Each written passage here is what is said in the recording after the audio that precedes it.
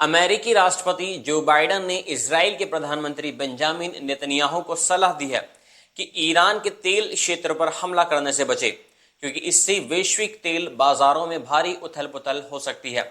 ये सलाह ऐसे समय में आई है जब इजराइल ईरान द्वारा किए गए मिसाइल हमले के जवाब में कड़ी कार्रवाई की योजना बना रहा है। बाइडेन ने कहा कि इजराइल को अपने हमले की योजना सोच समझकर बनानी चाहिए और उन्होंने कहा कि अगर वो इजराइल के स्थान पर होते तो तेल क्षेत्र पर हमला करने के बजाय अन्य विकल्पों पर विचार करते। मंगलवार को ईरान ने इजराइल पर लगभग 200 बैलिस्टिक मिसाइलें दागी थी, जिसके बाद इजराइल की जवाबी कार्रवाई की तैयारी चल रही है।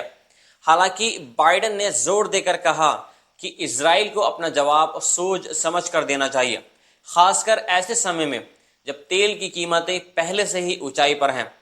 उन्होंने कहा कि ईरान के तेल क्षेत्र पर हमला वैश्विक ऊर्जा आपूर्ति को पूरी तरीके से बाधित कर सकता है और इससे अंतर्राष्ट्रीय बाजारों में अस्थिरता फैल सकती है। इजराइल के प्रधानमंत्री बेंजामिन नेतन्याहू ने ईरान के इस हमले के बाद स्पष्ट रूप से कहा है कि इजराइल के पास जवाबी हमला करने के अलावा कोई विकल्प नहीं है। उन्होंने कहा कि इजराइल किसी भी समय हमला कर सकता है, लेकिन बाइडेन की सलाह ने इजराइल की रणनीति पर कुछ हद तक असर डाला है। बाइडेन ने नेतन्याहू से यह भी कहा है कि इजराइल को ईरान के परमाणु स्थलों पर भी हमला नहीं करना चाहिए। बाइडेन की चेतावनी के बाद तेल की कीमतों में मामूली गिरावट देखी गई है, लेकिन बाजार में अस्थिरता बनी रही।